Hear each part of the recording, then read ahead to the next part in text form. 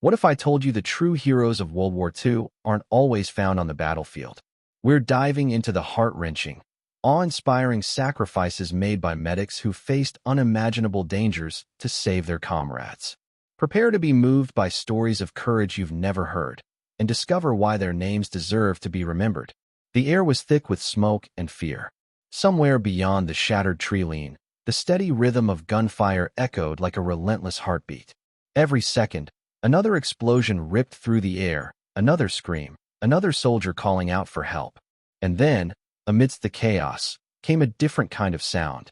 Boots pounding across mud, a canvas bag clinking with metal instruments, and a voice shouting over the chaos. Not orders to advance, but a single word that carried hope through hell. Medic. This is where heroism looked different. Not a man charging forward with a rifle, but one crawling toward danger, unarmed, clutching bandages, morphine, and faith. The battlefield medic, the soldier who didn't kill, but saved. In the vast machinery of World War II, they were the quiet gears of compassion, the ones who fought time, not the enemy. For most of history, their stories were forgotten, overshadowed by aces, generals, and tank commanders. But if courage is measured not by how many enemies a man kills, but by how many lives he saves, then the medics were the bravest of them all. When we think of World War II heroes, our minds drift to D-Day beaches, fighter aces in the skies, and paratroopers behind enemy lines. But behind every photograph of victory lies another story. A man kneeling in mud, pressing his hands into a wound, whispering, "Hold on, you're gonna make it." While others destroyed, he rebuilt. While others advanced, he stayed behind, because someone, somewhere, had fallen. These were the unsung angels of the battlefield. Men like Private Desmond Doss, who climbed Hacksaw Ridge without a weapon and saved 75 men under fire. But Doss was just one of thousands. Men whose names never made it into textbooks, who bled and prayed in the dirt while bullets hissed above their heads. They weren't there for glory. They were there because someone had to be. Imagine being 20 years old, carrying a Red Cross armband instead of a rifle. Your job, to run toward the screams. Your tools, gauze, sulfa powder, morphine, and a stretcher made from sticks and canvas. Every decision you make determines whether a man lives or dies, and you have seconds to decide. A medic once said, "You stop hearing the explosions. You just hear your heartbeat and their breathing, and that's what keeps you moving." It wasn't just courage, it was duty beyond reason. To face horror not with hatred, but with healing, that's a different kind of bravery entirely. The training of a World War II medic was brief but brutal. They learned how to stop bleeding with anything they could find, how to improvise splints from rifles, how to inject morphine under fire, and how to tree off. That cruel art of deciding who can be saved and who cannot. Somewhere in the chaos, they had to make godlike choices. Who to help first, who to comfort last. Most medics carried no weapon. The Geneva Conventions protected them, in theory. But in practice, snipers often targeted the Red Cross on their helmets. To save one life, a medic risked his own. Still, they went, crawling through barbed wire, dragging bodies from craters, using their own belts as tourniquets. They weren't fearless, they were human. But they went anyway. At Normandy, medics were among the first to hit the beaches. Waves crashed against their backs as they tended to the fallen, using helmets as basins to wash wounds. In the Pacific, they worked knee-deep in jungle mud, fighting malaria as fiercely as the Japanese. In the Ardennes, they froze beside the men they saved, hands stiff with cold and blood. They weren't soldiers who healed, they were healers who happened to be soldiers. Every war memorial lists the dead. Few remember who tried to save them. But without medics, those lists would be twice as long. As the narrator's voice fades, imagine this scene. A soldier lies in the mud, whispering for his mother. A medic finds him, wraps his wound, whispers back, "You're gonna see her again." Then he lifts him onto his shoulders and walks into the unknown. This was heroism in its purest form. No medals, no glory, no songs written in their names. Just a promise to never leave a man behind. The battlefield was hell. But wherever a medic knelt, for a moment, there was humanity. And that is where our story begins. When people imagine a medic, they often picture a man crouched over a wounded soldier, wrapping bandages or giving morphine. But that image is only a fraction of the truth. To understand what a World War II medic truly was, you have to step into his boots, boots caked with blood, mud, and fear. You have to feel the tremor of the earth as shells tear apart the ground around you. You have to hear the cries of men, some calling for help, others already beyond it. And you have to make a choice, in seconds, that will stay with you for a lifetime. Because for a medic, war wasn't about killing the enemy. It was about racing death. Every wound was a clock ticking down. Every heartbeat a gamble between hope and finality. They were trained not to fight, but to think faster than fear. To move under fire with purpose, not panic. Their rifles were replaced by trauma shears, their bullets by morphine syrettes, and their grenades by bandages. A medic's war wasn't won through violence. It was fought through compassion and sheer will. During training, medics were taught anatomy and emergency care. They learned how to stop arterial bleeding, how to splint broken bones with rifle stocks, and how to improvise litters from jackets and poles. But no classroom could prepare them for what awaited on the front lines: the screams, the smells, the chaos. In battle, there was no textbook, only instinct. A medic once wrote in his journal, "You stop thinking about the explosions. You just count breaths, theirs and yours. You tell yourself if you can keep both going, you're still winning." That was the rhythm of their existence. Every mission became a blur of crawling through smoke, finding the wounded, and dragging them out before the next shell landed. In the European theater, medics faced challenges no one could have imagined. At Normandy, they came ashore amid machine gun fire and artillery blasts. Many drowned under the weight of their gear before they even reached the beach. Those who survived began treating the wounded immediately, often using their helmets to scoop seawater to clean wounds. There was no cover, no safety, just sand, blood, and the unending sound of men crying out for help.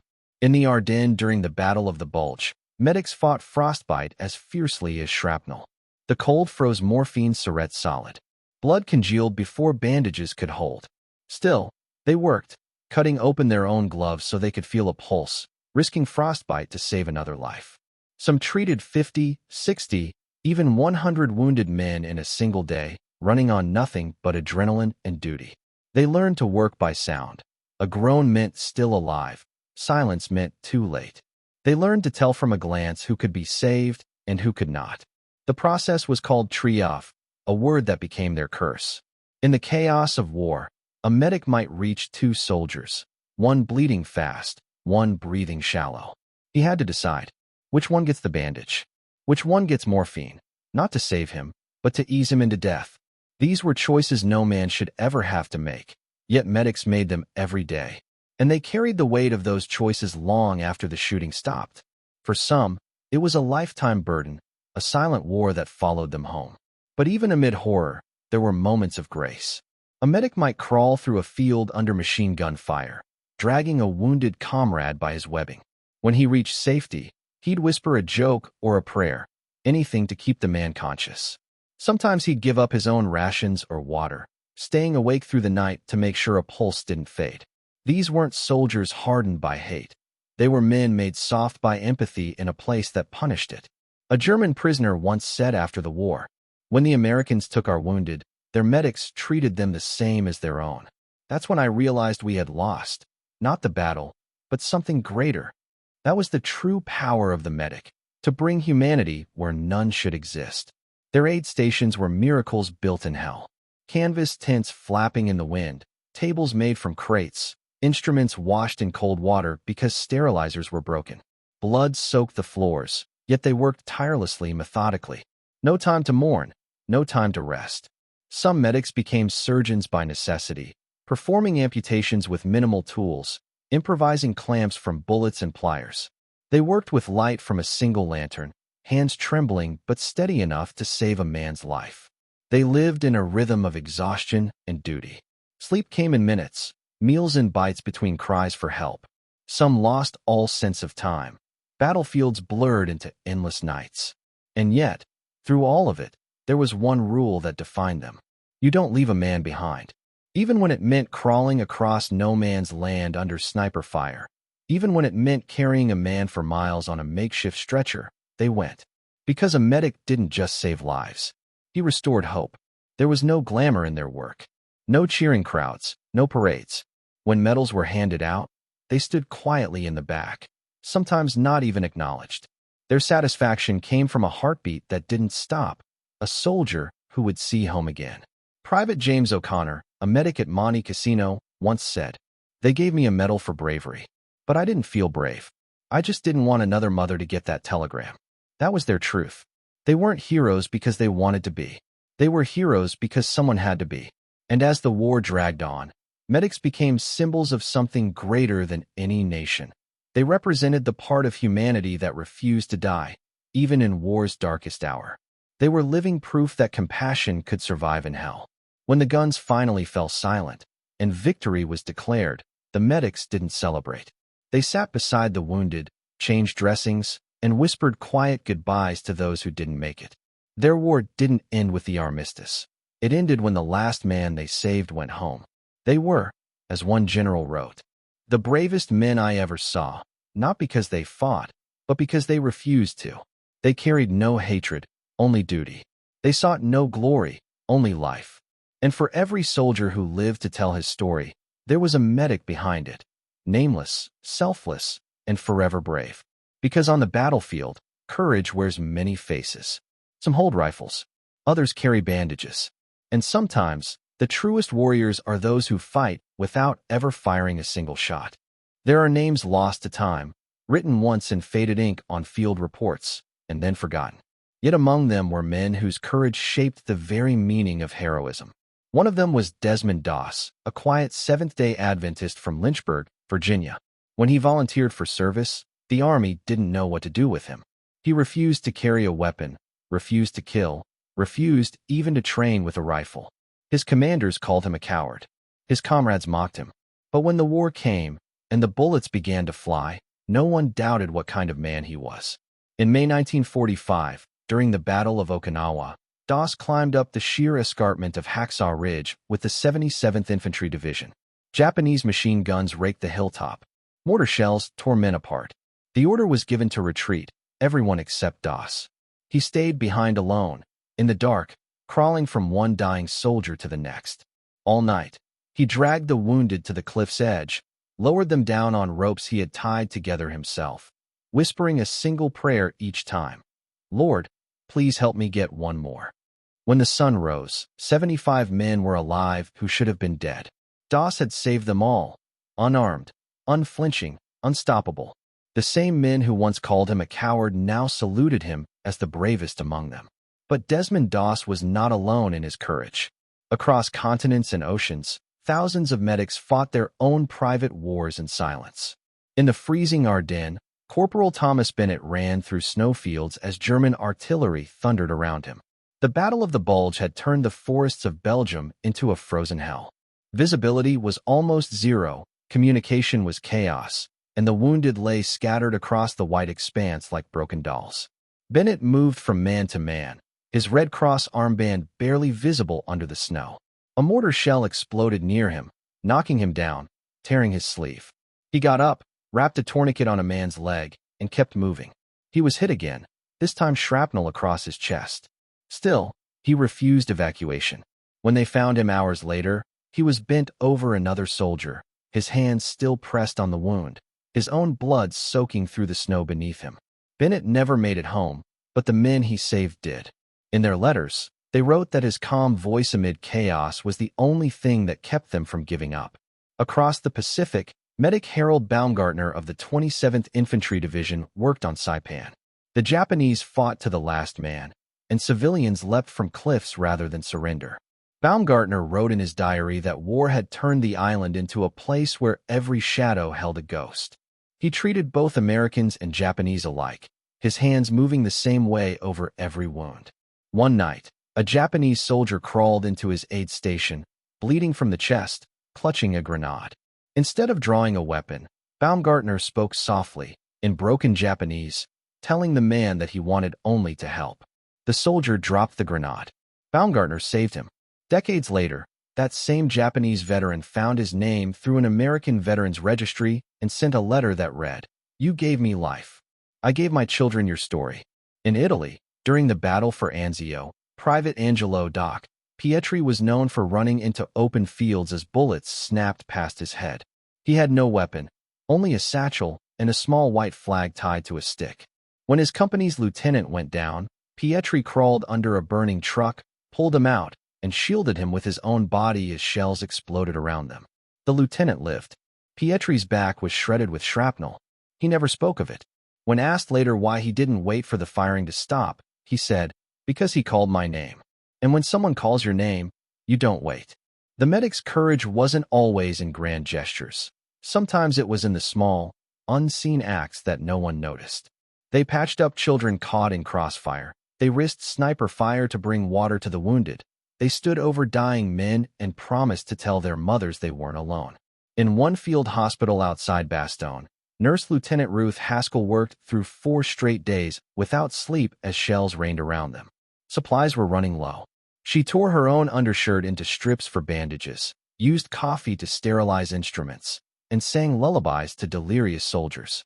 When asked later what kept her going, she simply said, "Someone had to hold their hands until the pain stopped." Many medics suffered in silence after the war. Their nightmares were not of enemies, but of faces they couldn't save. One, Sergeant Paul Hines, who served in North Africa and Sicily, wrote in a letter to his wife, "I don't dream about battles. I dream about names. The ones I wrote on tags and never saw again." Hines returned home and became a small-town doctor. Every patient he treated reminded him of someone he had carried on a stretcher. To him, medicine was no longer a profession. It was a way of making peace with ghosts. Not every medic was honored. Some disappeared into obscurity. Their medals sat in drawers, their stories untold. Yet their impact rippled across generations. Modern combat medicine owes its very existence to their improvisation. The way they used penicillin before it was standard issue, or how they developed evacuation procedures that became the model for the medevac systems used in Korea, Vietnam, and beyond. They didn't call themselves heroes. They never wanted to. When journalists asked one medic how he managed to face death so often, he replied, "You don't think about dying. You think about breathing. You think about making sure someone else keeps breathing. That's the job." And in those words lies the essence of who they were. Men and women who looked at horror and chose to heal, who stared at death and chose to defy it not with weapons, but with care. When the shooting stopped, many medics couldn't forget the sound of the wounded calling for help. It stayed with them, in traffic noises, in thunderstorms, in dreams. Some never spoke of it again.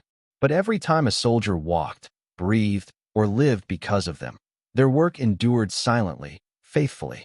They were invisible saviors in a world that glorified destruction.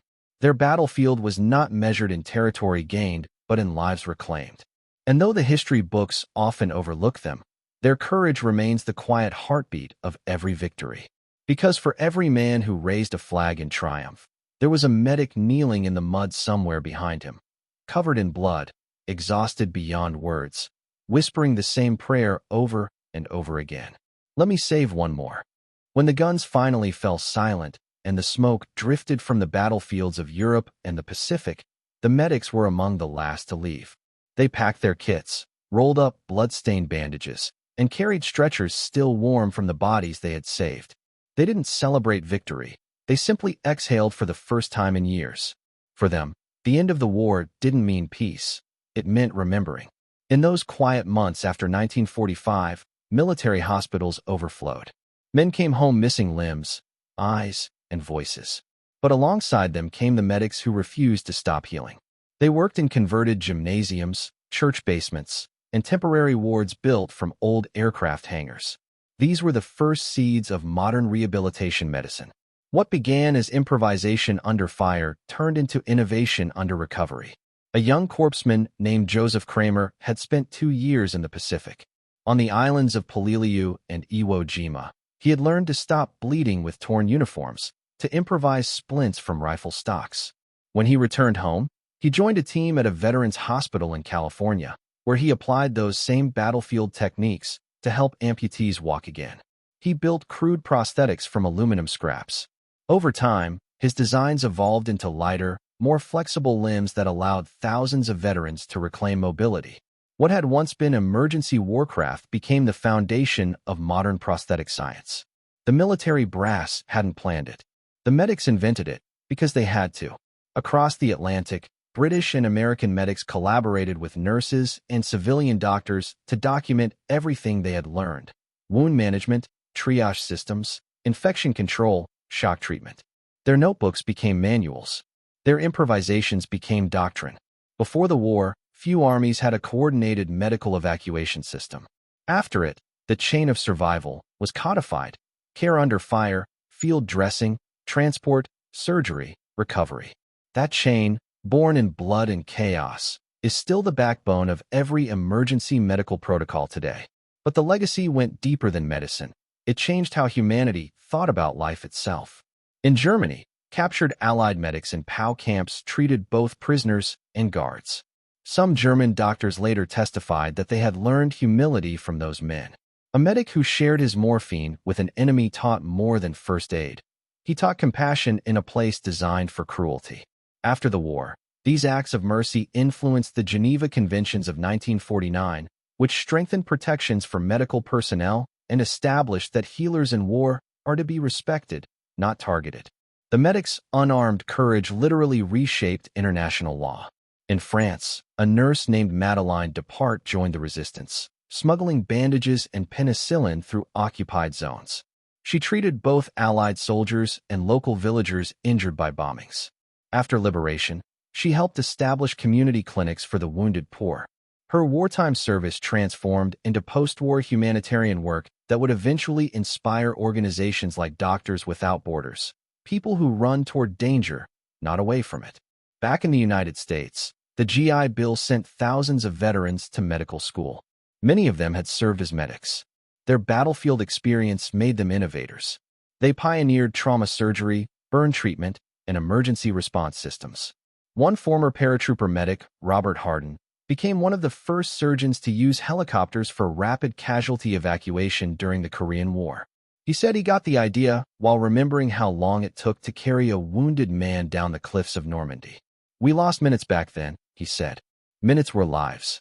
Those minutes became the difference between survival and death in every war that followed. In Vietnam, the dust-off helicopter crews, flying through enemy fire to rescue the wounded, were direct heirs of World War II medics. Their creed was simple: so that others may live. And that same creed echoes today in every paramedic, every emergency responder, every battlefield doctor who kneels beside the fallen. The legacy of the World War II medic is also found in silence, in the invisible wounds they carried home. Many couldn't return to ordinary life. They had seen too much, done too much. Some became alcoholics, some withdrew from the world. They had lived through the worst humanity could offer and returned to a society eager to forget. Yet even their suffering shaped progress. Psychologists studying post-traumatic stress found their earliest cases among combat medics. The term combat fatigue evolved into a deeper understanding of trauma. The medics taught doctors not just how to treat bodies, but how to heal minds. Still, recognition came slowly. Soldiers were honored for bravery, generals for victory, but medics were often left out of the parades. No one cheered for the man who patched up the wounded in the dark. But history began to change in the decades that followed. Museums, films, and oral histories started to tell their stories. Veterans associations began recording interviews, preserving the memories before time could erase them. One recording from 1987 captures the voice of Private First Class Leonard Johnson, a field medic in Italy. His voice trembles as he remembers holding a dying German soldier who kept calling for his mother. Johnson said, "I didn't understand his words, but I knew what he was saying. I just kept saying, 'It's okay. You're going home.' Maybe that's all medicine ever is, helping someone go home." That line, simple, heartbreaking, sums up the moral weight of their legacy. It's why so many medics later became doctors, nurses, paramedics, even teachers. They had learned something sacred amid horror: that every human life, friend or foe, deserves care. In small towns across America and Europe, if you walk through a hospital or a clinic built in the 1950s or 60s, you might see an old black and white photo on the wall: a young man with a Red Cross armband, smiling shyly, surrounded by patients. That's not a famous general. That's one of them, one of the nameless. Their spirit lives on in every medical kit dropped into a disaster zone, in every ambulance siren that cuts through the night, in every doctor who refuses to give up on a fading pulse. The world they left behind still runs on the lessons they bled for: efficiency under chaos, empathy under fire, and faith in humanity even when humanity seems lost. Perhaps the greatest legacy of all is the quiet revolution they sparked inside the hearts of those they saved. Many soldiers returned home with lifelong gratitude, not just for being alive, but for being seen, for being treated like human beings in moments when the world had gone mad. They built families, careers, and futures because a medic decided their life was worth one more crawl through the mud. When asked decades later if he ever regretted not carrying a weapon, one former medic smiled and said, "I carried the most powerful weapon there is, a heartbeat." He wasn't wrong. Because in the darkest hours of World War II, when the sky burned and the earth shook, the medics fought a different kind of war, a war for the soul of humanity. And they won, not with bullets, but with mercy. The war had ended, but not for the medics. For them, the echoes lingered in the quiet. They heard the screams at night, the thunder of artillery in the rain, the whisper of breath fading under their hands. They didn't talk about it, not because they forgot, but because they couldn't make others understand. In every small town, they blended back into the world they had once saved. Some ran hardware stores, some worked at the post office, some became doctors or teachers. When neighbors asked about the war, they spoke of weather and rations, never of blood. Their medals stayed in drawers, their photographs tucked away. But beneath the silence lay a truth more profound than any victory speech, that the greatest acts of heroism often leave no monument. Across America and Europe, the names of battles were carved into stone: Normandy, Bastogne, Anzio, Okinawa. But the names of the medics were carved into memory, whispered between survivors who lived because of them. A soldier might tell his grandson, "A medic found me that night. I never knew his name, but he was the reason I came home." That single act, saving one life, echoed across generations. A medic's hand reaching through smoke could change the entire future of a family. The children and grandchildren of those saved became doctors, artists, builders, dreamers. The legacy of mercy outlived the war itself. But history is a fickle keeper. The spotlight favors the thunder of guns, not the whisper of compassion.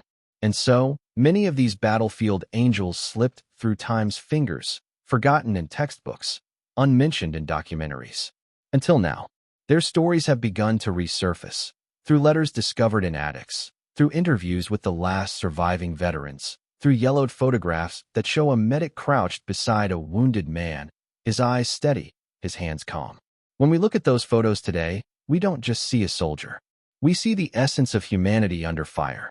In one image, a medic kneels over a fallen comrade, his helmet marked with a red cross that made him a target for enemy snipers. He doesn't flinch. His focus is total, his posture humble. That single frame captures everything: duty, love, sacrifice, and something more: faith. Faith that life, no matter how fragile, is worth defending. Modern historians often call World War II the last good war, a battle between tyranny and freedom.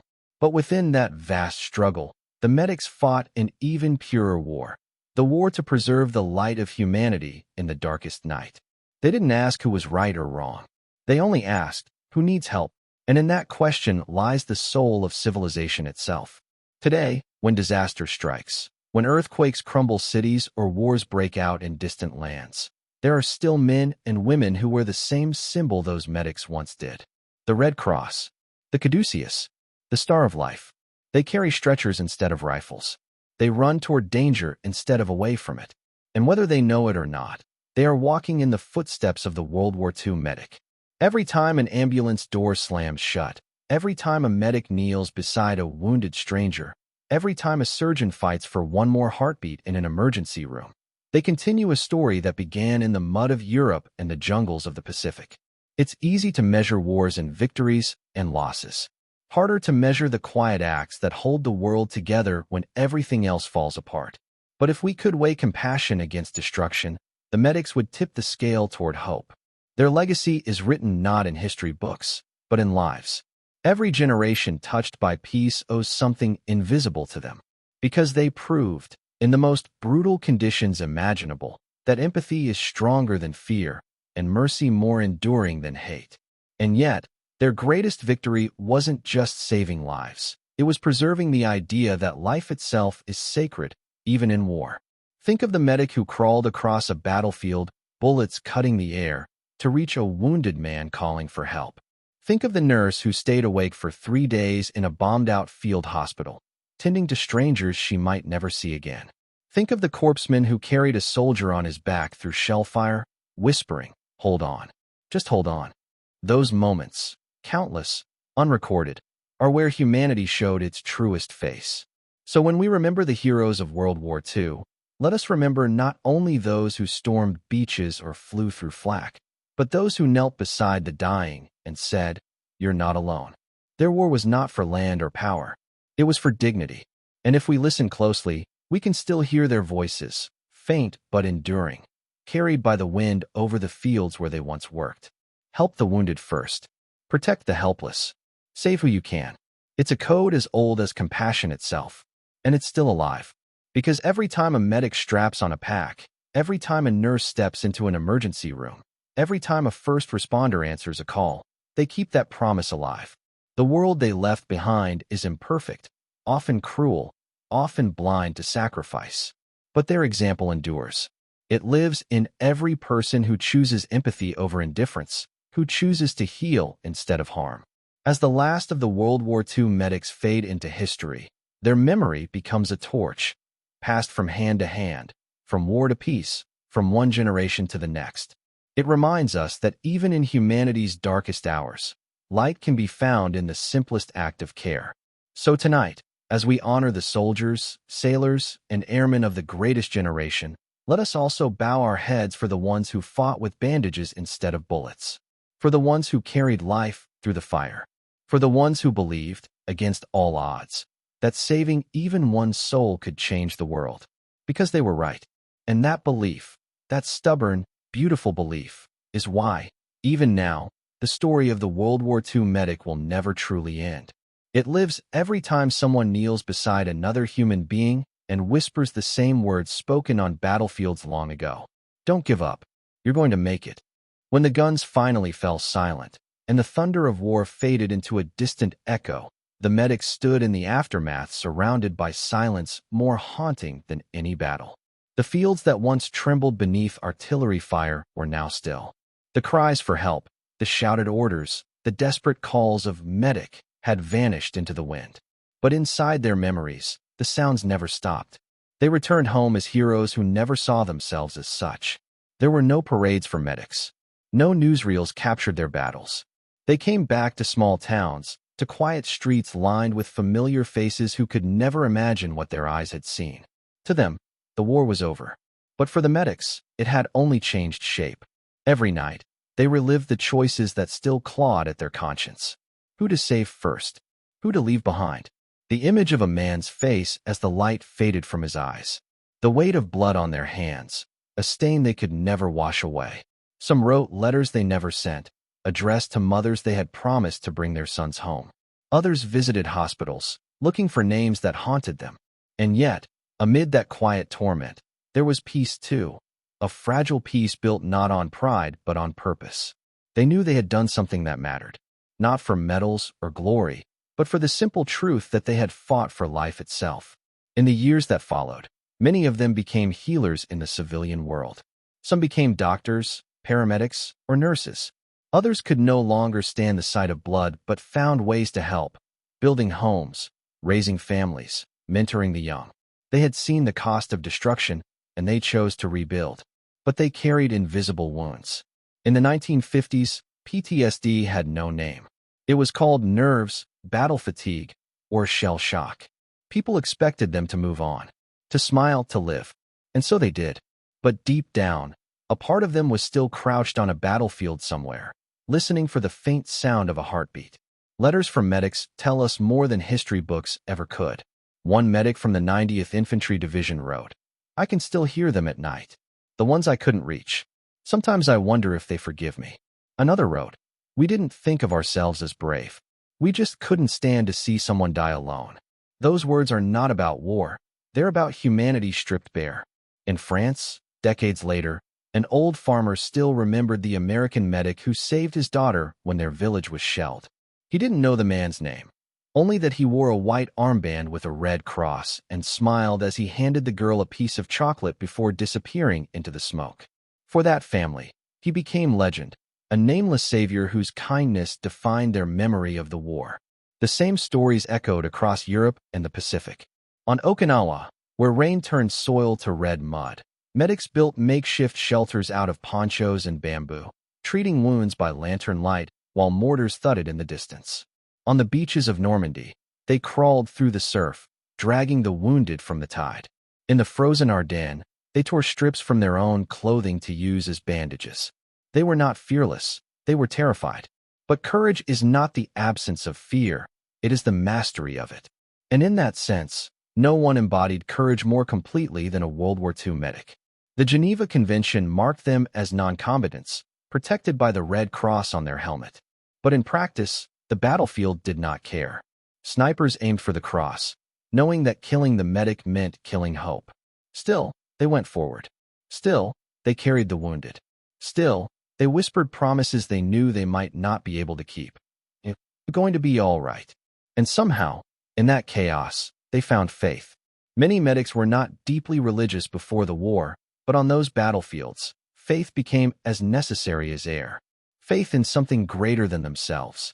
Faith that compassion mattered, even when the world was burning. In a field hospital near Bastogne, a medic named Sam wrote in his diary, "The sky is full of fire tonight, and I can't stop shaking. But I just held a boy's hand until he fell asleep. Maybe that's enough." Maybe it was. Because in the end, it wasn't just the men they saved, it was the humanity they preserved. The world after 1945 was rebuilt on that foundation. The medical lessons learned from World War II revolutionized trauma care. Blood transfusion protocols, field surgery techniques, portable plasma, all of it came from necessity and courage. What they discovered under fire became the backbone of modern emergency medicine. Every time a paramedic applies a tourniquet or gives CPR, a fragment of World War II history is living again. But history rarely remembers its quiet architects. For every general immortalized in marble, there are 1,000 medics whose names faded into dust. Yet, their legacy lives in every soldier who came home because someone refused to let go. Some of those soldiers would write decades later, trying to find the men who saved them. Many never succeeded. But they remembered their faces, their voices, their calm in the storm. "He told me to keep breathing," one veteran wrote. And I did. I kept breathing. Because he said I could. Sometimes that was all it took. A few words, a steady gaze, a hand that refused to let go. Even now, in old black and white footage, if you look closely, you can see them. In every field hospital tent, every beach landing, every stretcher line winding through the mud. They move like ghosts among the chaos, focused, fearless, human. And when we speak of heroes, it's their faces we should see, not just the ones who charged with rifles, but the ones who knelt beside the dying and gave them hope. Because in the heart of war, they carried peace. For decades after the war, the stories of the medics lay buried under the weight of larger legends. Historians wrote about great generals, decisive battles, and political strategies. Films glorified the paratrooper, the pilot, the tank commander, men who fought with weapons in hand. But those who fought with gauze, morphine, and courage were largely forgotten. Their names were left off monuments, their diaries locked away in dusty boxes, their medals tucked into drawers. Yet the men and women they saved never forgot. In small towns across America, there were quiet reunions that never made the news. A knock on a door, an old man standing on a porch, holding a letter yellowed with age. "You saved my life," he would say. And the medic, often gray-haired and humble, would simply smile and reply, "I was just doing my job." But it was never just a job. One of those stories came from a soldier named Frank, who had been shot through the leg in the Hurtgen forest. He'd been left for dead, bleeding into the frozen ground, when a medic crawled through a barrage of machine gun fire to reach him. Frank would survive and go on to have a family, 3 children, 7 grandchildren. He searched for that medic for 50 years. When he finally found him in a nursing home in Illinois, he broke down in tears. "Everything I am," he said, "exists because you wouldn't leave me behind." The medic's hands trembled as he whispered, "That's all I ever wanted." For every Frank, there were thousands of untold stories, soldiers whose lives branched out from a single act of compassion on a battlefield. The ripple effect of those rescues traveled through generations, unseen but powerful. Children who were born because their fathers survived. Communities shaped by men who came home. All because one medic refused to let go. In the archives of the U.S. Army Medical Department, researchers began to uncover forgotten reports, field notes scribbled on blood-stained paper, casualty cards, and personal testimonies. They revealed the immense scale of the medic's work. During World War II, more than 600,000 medical personnel served across all theaters. They treated over 12 million casualties, performing miracles with limited tools and relentless will.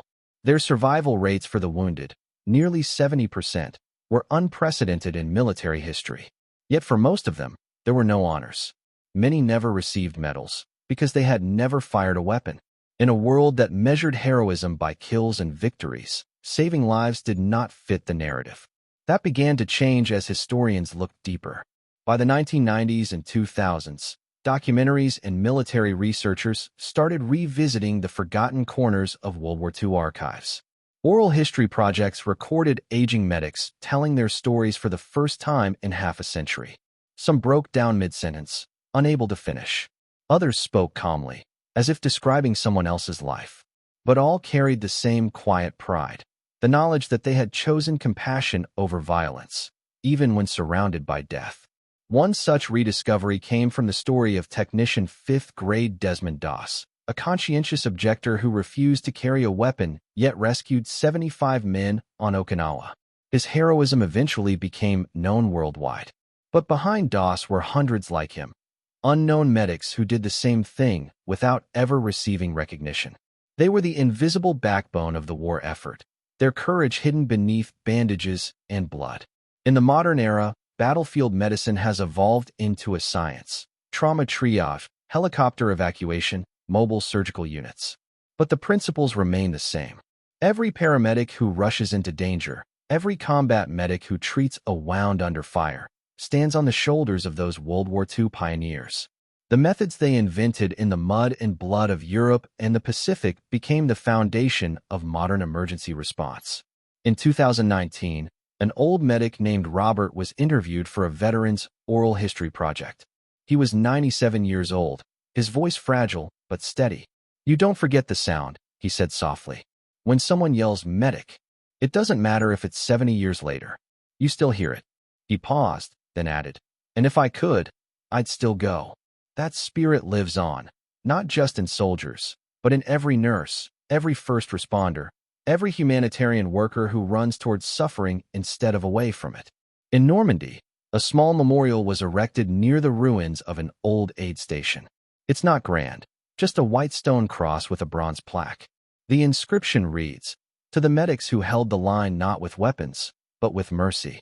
Visitors often leave red crosses made from poppies at its base. Veterans who return to the beaches sometimes kneel there in silence. They remember the faces of the men who patched them up under fire, who whispered words of comfort, who promised they'd make it home. For the families of medics, discovering their loved ones' wartime journals can be like opening a time capsule of pain and purpose. One woman found her grandfather's small notebook after his death, entries filled with patient names, times of death, and simple notes like morphine, 2 shots, didn't make it, or saved. Thank God. On the last page, he had written, "If anyone finds this, remember, we tried." That single sentence carries the entire weight of their legacy. We tried. Not every life could be saved, but every life mattered.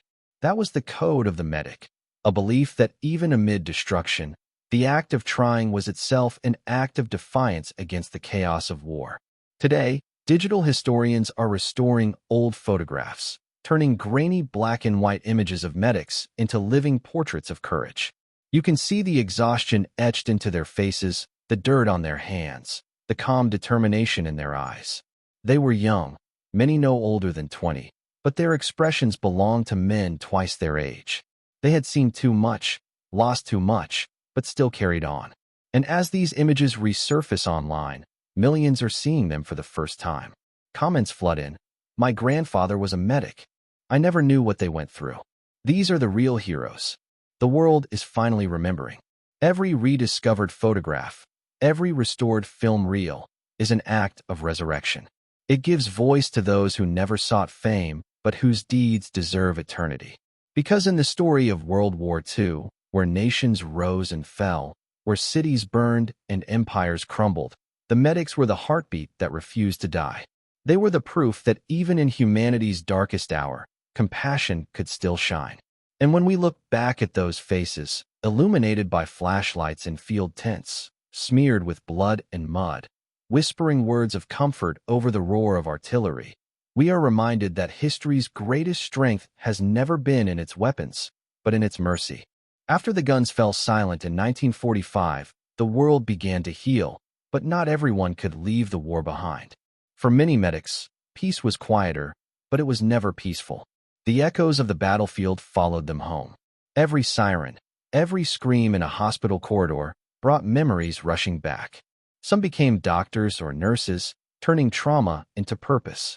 Others never spoke of their service again, burying their pain under silence. Yet their work had changed the world forever. The medical practices they pioneered under fire, blood plasma transfusions, triage systems, mobile surgical units, became the foundation of modern emergency medicine. Before World War II, these ideas were primitive or experimental. After it, they became standard. A medic's field improvisation could save a life in minutes, and that same principle would later guide paramedics, trauma surgeons, and even disaster relief teams. What began as battlefield necessity evolved into a philosophy. No matter where you are, you save who you can, with whatever you have.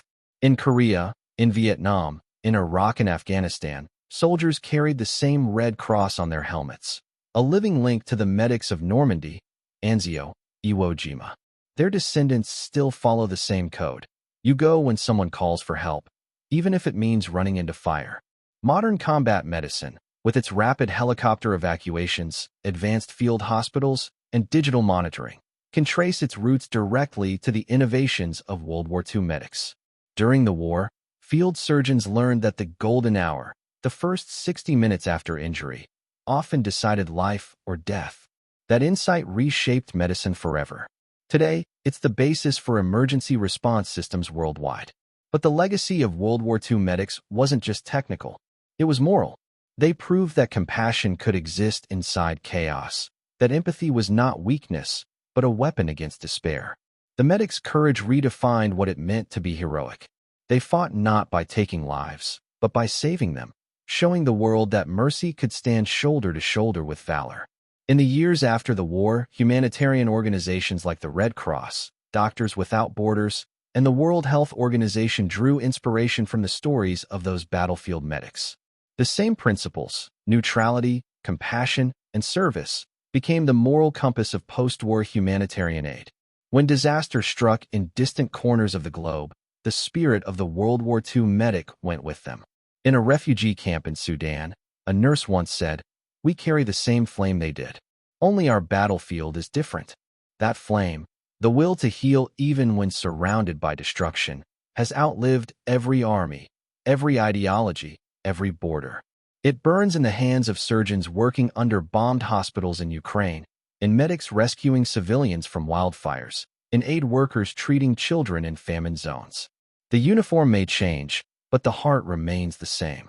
Back in the late 1940s, military historians tried to analyze what made the medics so effective despite the odds. They discovered something unexpected: morale. Units with strong medics fought harder and held longer, not because the medics carried guns, but because the soldiers believed someone would come for them if they fell. That belief, that they would not be abandoned, was a weapon in itself. It kept men fighting, breathing, hoping. The medics didn't just save bodies. They sustained souls. There's a story from the Battle of the Bulge, one of the coldest, bloodiest campaigns in Europe. A medic named Walter Dock Rain spent 3 days crawling through snow, treating over 100 wounded men with nothing but morphine, snow for cleaning wounds, and his bare hands. When asked later what kept him going, he said, "If I stopped, someone died. So I didn't stop."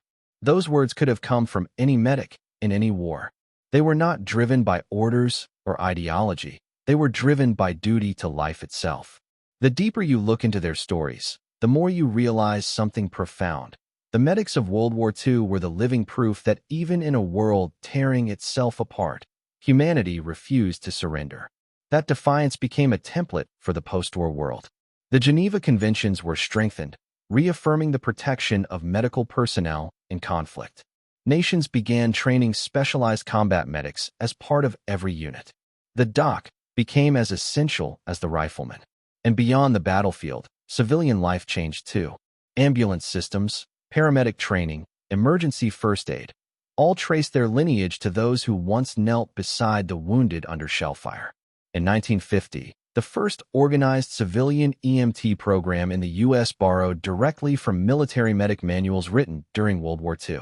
The methods of the battlefield angels became the blueprint for saving lives on highways, in disaster zones, in every city on Earth. When you walk into a modern emergency room, the echoes of the past are everywhere. The triage nurse assessing patients is using a system designed by medics sorting the wounded in Normandy. The 4 lines, blood plasma, and trauma kits all have origins in field innovations born of desperation and courage. Every life saved in a hospital today is, in some small way, a continuation of their mission. But perhaps their greatest legacy is not in medicine, but in memory. As we move further away from the war, their numbers dwindle. Old men and women whose hands once held the pulse of a dying world. Each passing year takes another voice, another story. That's why telling these tales matters. Because once they're gone, we are left only with the silence they fought to fill. There's a cemetery in Arlington where a small section is reserved for Army medics. Their gravestones are simple: name, rank, unit, and the Red Cross engraved above. Visitors sometimes leave white bandages tied in bows instead of flowers. The gesture is quiet, but meaningful, a symbol not of war, but of healing. And somewhere, perhaps under a gray sky, a veteran stands among those graves, hand trembling as he salutes. Maybe he was one of the men saved by a medic 70 years ago. Maybe he came just to say thank you. History remembers battles by their victors, but humanity remembers wars by those who save lives in them. The medics remind us that courage does not always roar. Sometimes it whispers, "Hold on, you're going to be okay." In their story lies a lesson for all time. When the world breaks apart, it is not the ones who destroy who keep it alive. It is the ones who mend. For decades after the war, the world moved on.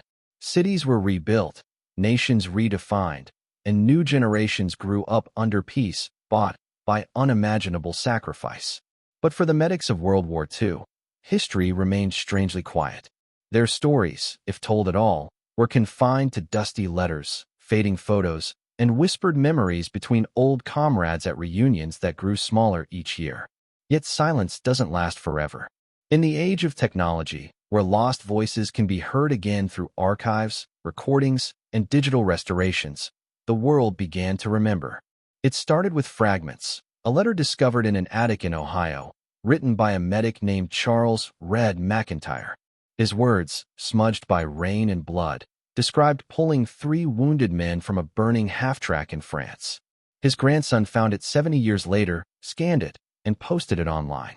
Within days, thousands read it. The world paused and remembered. Then came documentaries, interviews, and oral history projects. Historians began tracking down descendants of medics, piecing together their lives from military records and forgotten diaries. One researcher at the National World War II Museum said, "For every hero we know by name, there are 100 we've never met. But they were there, saving someone who lived to build our future."